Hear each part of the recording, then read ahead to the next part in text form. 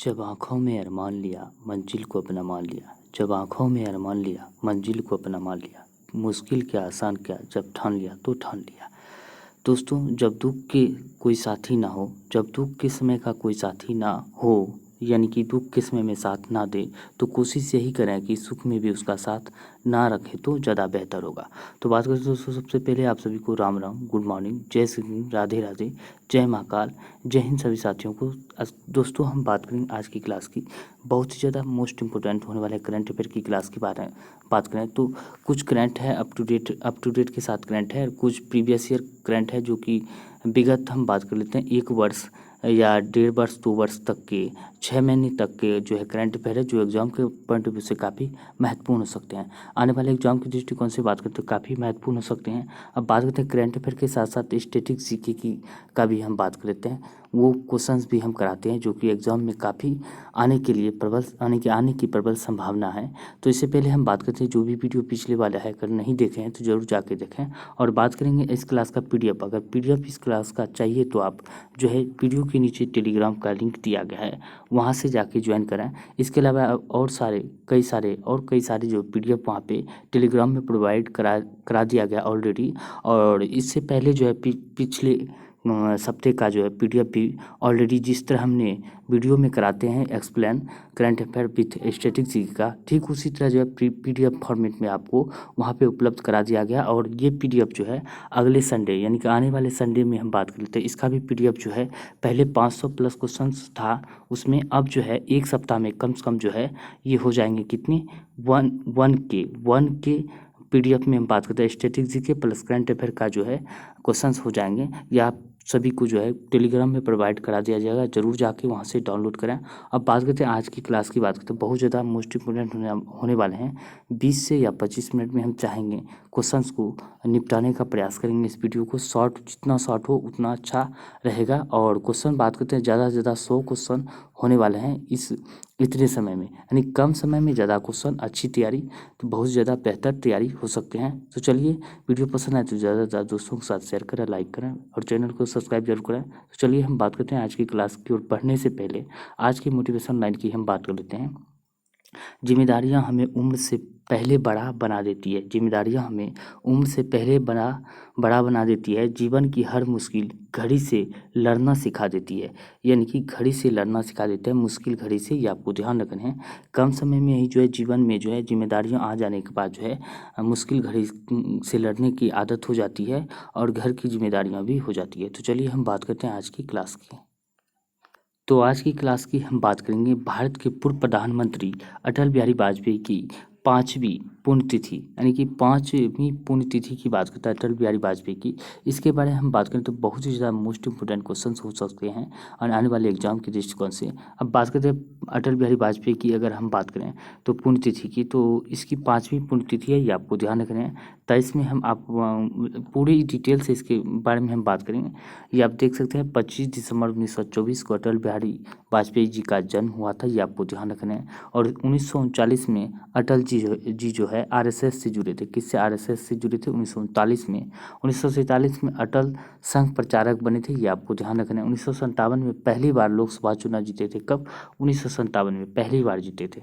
और 1977 में मोरारजी सरकार में जो विदेश मंत्री बने थे, ये आपको ध्यान रखना है।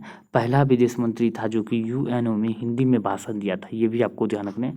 विदेश मंत्री प्लस में प्रधानमंत्री भी हो जाते हैं। यूएनओ में बात करते हैं हिंदी में भाषण देने वाला पहला विदेश मंत्री अटल बिहारी वाजपेयी, ये भी आपको ध्यान रखना है। अब बात कर लेते हैं अटल बिहारी वाजपेयी की। बात करें तो 1996 में देश के 10वें प्रधानमंत्री बने थे, ये आपको ध्यान रखना है। और सबसे कम समय के कार्यकाल पहली बार में जो 13 दिन के लिए प्रधानमंत्री बने थे, ये आपको ध्यान रखने हैं। और 10वें क्रम के प्रधानमंत्री थे। और 1998 में दोबारा पीएम बने थे अटल जी, ये आपको ध्यान रखना है। 1999 में अटल जी की बात करें तो तीसरी बार प्रधानमंत्री बने थे। और 16 अगस्त 2018 में अटल जी का जो है निधन हो गया, तो ये आपको ध्यान रखना है। अटल जी का हम बात करें 16 अगस्त 2018 में निधन हो गया था। और इस बार जो है 2023 में इसकी 5वीं बरसी मनाई गई है, यानी कि 5वीं पुण्यतिथि मनाई गई है, आपको ध्यान रखना है। अब बात करते हैं नेक्स्ट की। अब बात कर लेते हैं वर्षा जल संग्रहण के ढांचों को हर घर में बनाना किस राज्य में अनिवार्य किया हुआ है, यानी कि वर्षा के जल को संचय करना जो है हर घर में अनिवार्य कर दिया गया है। किस राज्य के द्वारा? तमिलनाडु के द्वारा। वर्षा के जल को संचयन करना हर घर में अनिवार्य कर दिया है तमिलनाडु के द्वारा। अब बात करते हैं 24/7 यानी कि 24 घंटे वीडियो बैंकिंग सेवा देने वाला भारत का पहला बैंक कौन सा बना है? तो बात करते हैं एयू बैंक है। तो इसका फुल फॉर्म आपको कमेंट करके बताने हैं, नीचे कमेंट करके बताएं जरूर क्या है एयू बैंक का फुल फॉर्म, ये आपको ध्यान रखना है। चलिए हम बात करते हैं नेक्स्ट की। तो बात करें तो दोस्तों आज की महत्वपूर्ण अवार्ड की बात करें, चर्चित अवार्ड यानी कि सम्मान की बात करें तो 2023 में जनवरी से अगस्त तक के बीच में जितने भी अवार्ड दिए गए हैं उन सारे अवार्डों को हम जो है रिवीजन करेंगे। जो कि आने वाले एग्ज़ाम की बात करते हैं बिहार पुलिस, बात करते हैं बीपीएससी टीचर, बीपीएससी आदि के लिए काफ़ी महत्वपूर्ण हो सकते हैं। जिस भी एग्ज़ाम में पूछे जाते हैं current affair with static GK, यानी कि सभी एग्ज़ामों के लिए मोस्ट इम्पोर्टेंट हो जाते हैं। बात करते हैं अंतर्राष्ट्रीय एनी पुरस्कार 2023 की हम बात करते हैं। अंतर्राष्ट्रीय एनी पुरस्कार किसे मिला है? थलप्पी प्रदीप को मिला अंतर्राष्ट्रीय एनी पुरस्कार। अब बात करते हैं माइल्स फ्रैंकलिन साहित्य पुरस्कार की बात करते हैं। माइल्स फ्रैंकलिन साहित्य पुरस्कार की बात करें शंकरी चंद्रन को मिला है। और प्रतिष्ठित पेन प्रिंटर पुरस्कार की बात करें तो यह माइकल सोरेसन को मिला है। गांधी शांति पुरस्कार 2021 की बात करें तो गीता प्रेस उत्तर प्रदेश यानी कि गोरखपुर उत्तर प्रदेश को मिला है, ये आपको ध्यान रखना है। प्रतिष्ठित लोकमान्य तिलक पुरस्कार की बात करें तो यह पीएम नरेंद्र मोदी को मिला है, ये आपको ध्यान रखना है। जर्मन शांति पुरस्कार 2023 की बात करें तो जर्मन शांति पुरस्कार की हम बात करते हैं सलमान रुश्दी को मिला है। और रमन मैग्सेस पुरस्कार की बात करें 2023 में तो यह दलाई लामा को मिला है। एबेल पुरस्कार गणित के क्षेत्र में हम बात 2023 में हम बात करें लुइस कैफर्ली को मिला है एबेल पुरस्कार। अब बात करते हैं लता दीनानाथ मंगेशकर पुरस्कार 2023 की बात करें तो लता दीनानाथ मंगेशकर पुरस्कार 2023 को आशा भोसले को मिला है। और पहला मिला था किसे? पीएम मोदी जी को मिला था। पीएम मोदी जी को हम बात करें तो पहला लता दीनानाथ पुरस्कार मिला था पीएम मोदी जी को, ये आपको ध्यान रखना है। अब वहीं बात कर लेते हैं 97वें ज्ञानपीठ पुरस्कार की बात करें 2023 में दामोदर मोदी को मिला था। 56वां की बात करते हैं नीलमणि फूफन को मिला था। 56वां ज्ञानपीठ पुरस्कार। और 97वां की बात करें तो 57 नंबर की तो यह दामोदर मोदी को मिला था। 13वें भारत रत्न अवार्ड डॉक्टर अंबेडकर पुरस्कार की बात करें 13वें भारत रत्न डॉक्टर अंबेडकर पुरस्कार 2023 की बात करते हैं योगी आदित्यनाथ को मिला है, ये आपको ध्यान रखना है योगी आदित्यनाथ को। बात करते हैं अंतर्राष्ट्रीय सांख्यिकी पुरस्कार 2023 की बात करें तो कल्याण पुंडी राधाकृष्णन राव को मिला है। कल्याण पुंडी राधाकृष्णन राव को मिला है। बात करते हैं मार्कोनी पुरस्कार 2023 की बात करें तो टेक्नोलॉजी में मार्कोनी पुरस्कार 2023 की बात करते हैं हरि बालकृष्णन को मिला है। और वन जीव संरक्षण पुरस्कार 2023 की बात करें तो आलिया मीर को मिला है।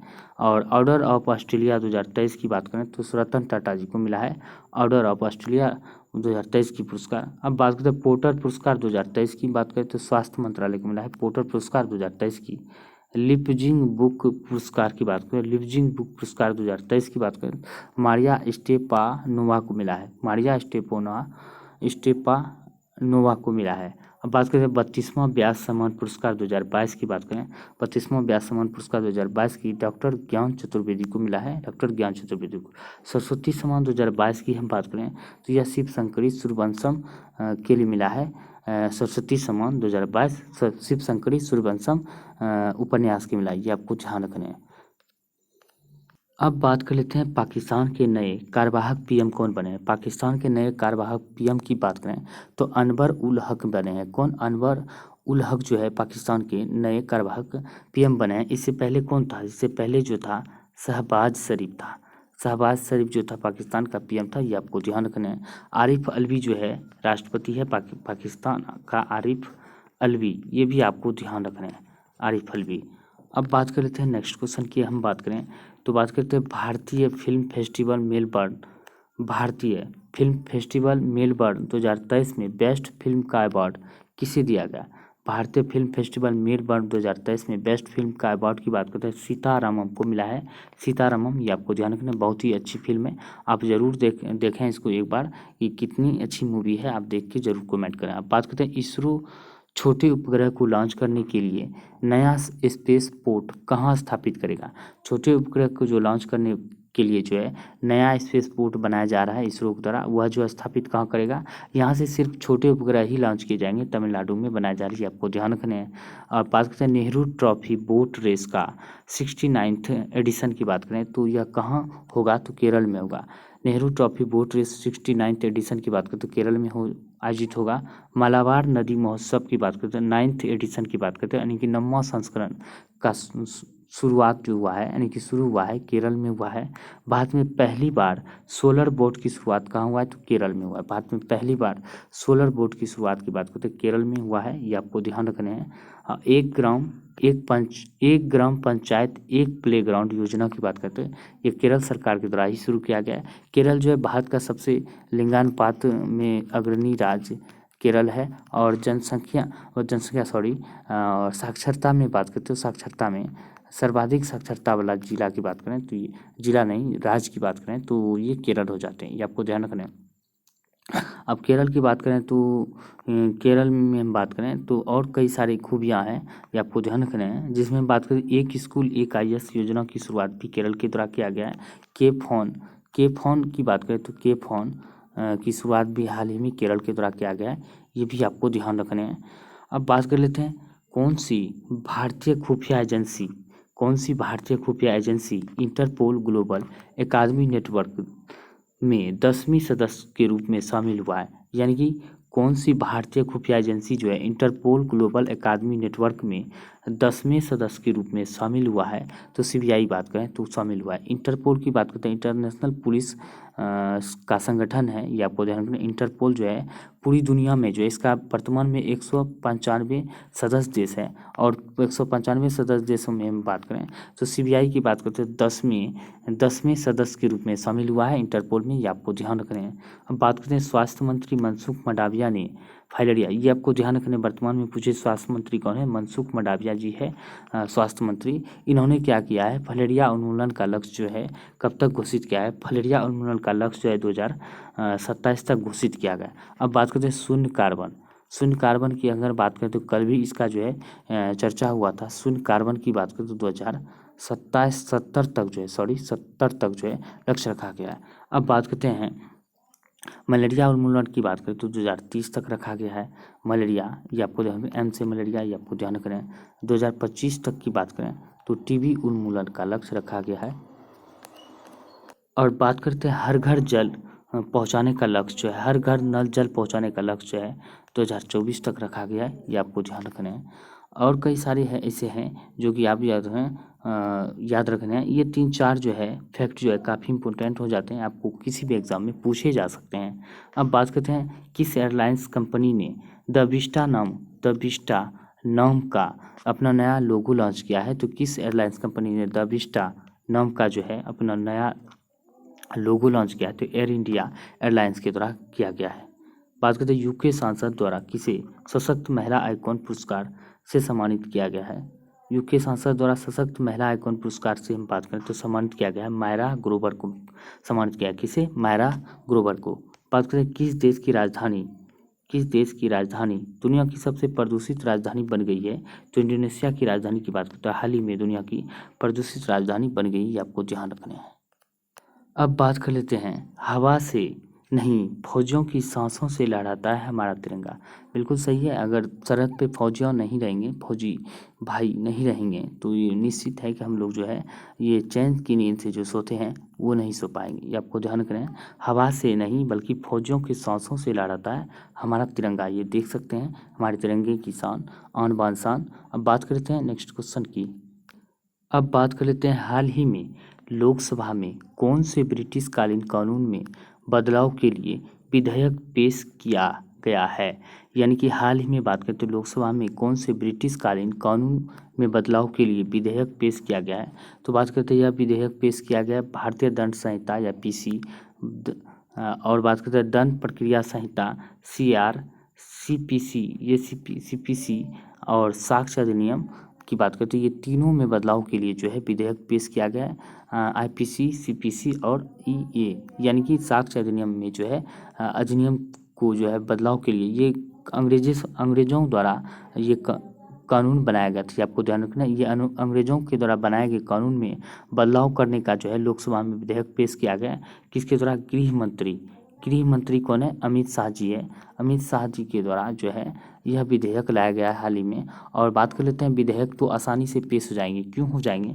क्योंकि लोकसभा में और राज्यसभा में, लोकसभा राज्यसभा में बात करें तो दोनों में जो है बीजेपी को पूर्ण बहुमत का यानी कि पूर्ण बहुमत प्राप्त है। लोकसभा और राज्यसभा दोनों में, अगर पूर्ण बहुमत प्राप्त है, दोनों में ये बिल पास हो जाने के बाद जब राष्ट्रपति जो है साइन करेंगे, राष्ट्रपति की मंजूरी मिलने के बाद यह अमेंडमेंट बन जाएगा, यानी कि कानून बन जाएगा। क्योंकि ये जो पहले कुछ दिनों में ये चर्चा में थे, हम चाह रहे थे इसको लाने के लिए, लेकिन इसको जो है और भी अच्छी तरह से हम और एक्सप्लेन करेंगे।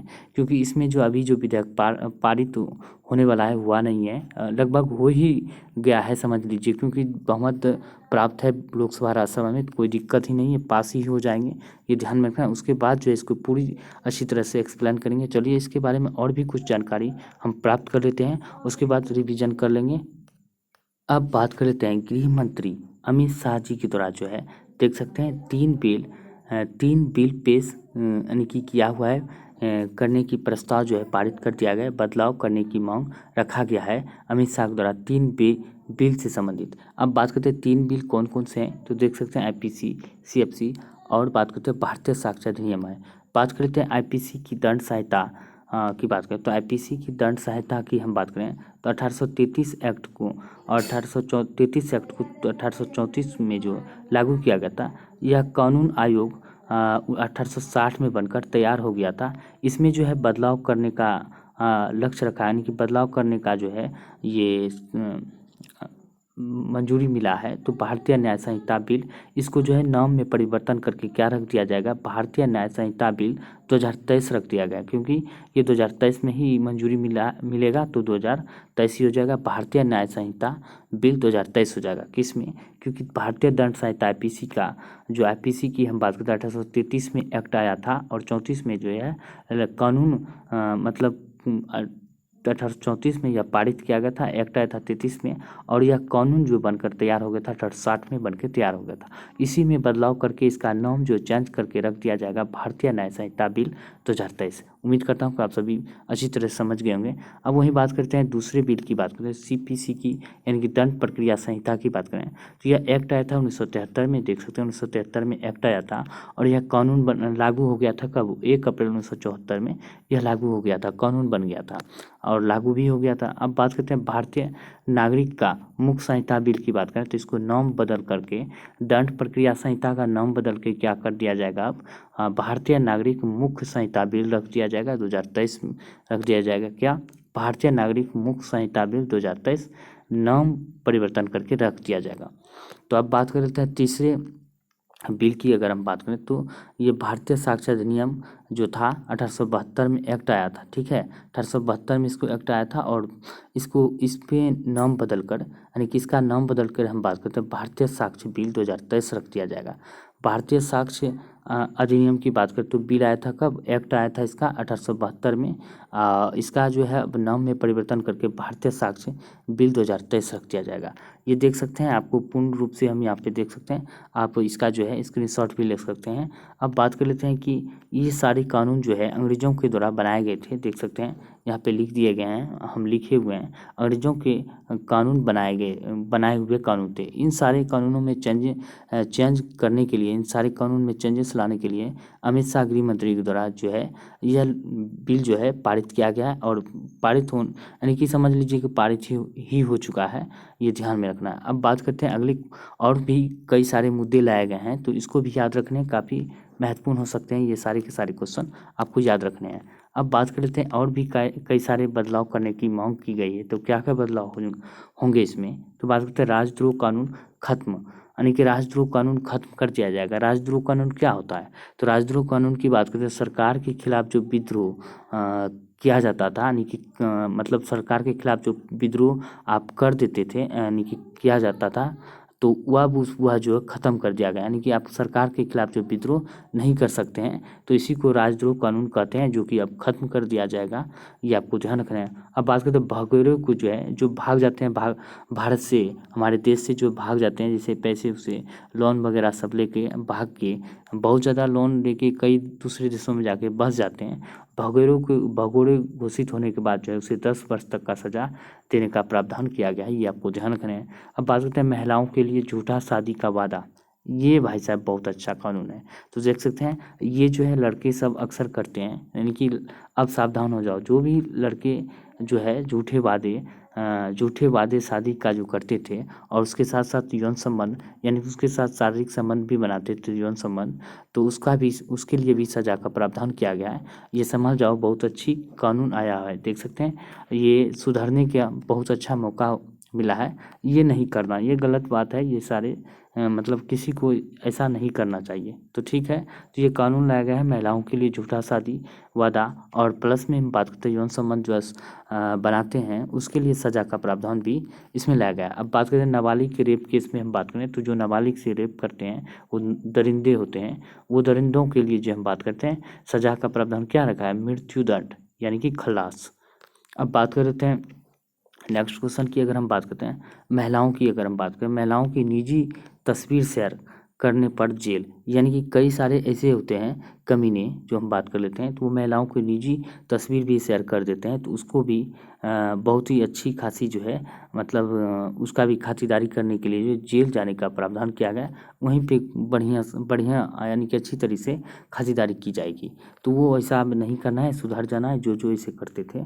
अब बात करते हैं मॉब लिंचिंग। मॉब लिंचिंग क्या होता है, इसके लिए सज़ा या मृत्युदंड का तक की सज़ा का प्रावधान रखा गया है। मॉब लिंचिंग में आपको क्या होगा, सज़ा हो या तो मृत्युदंड तक की भी सज़ा हो सकते हैं। तो ये क्या होता है, जैसे कि ये भीड़ होता था, जैसे कि ये एक आदमी है तो चारों साइड ये भीड़ हो जाते हैं, भीड़ इकट्ठा करके एक आदमी जो बीच में है ये गुनाहगार मान के चलिए गुनाहगार है, और एक आदमी कह देता है इन भीड़ में से, एक भीड़ में से कह देता है ये आदमी मान के चलो कि मारो मारो। अब सब इसको जो मिलके कूटने लगते हैं, मारने लगते हैं, तो इसमें क्या होता है ये आदमी जो है बुरी तरह से, मतलब कि ये समझ लीजिए कि आदमी बहुत तरह से घायल हो जाते हैं, यानी कि मरने के कगार पे हो जाते हैं।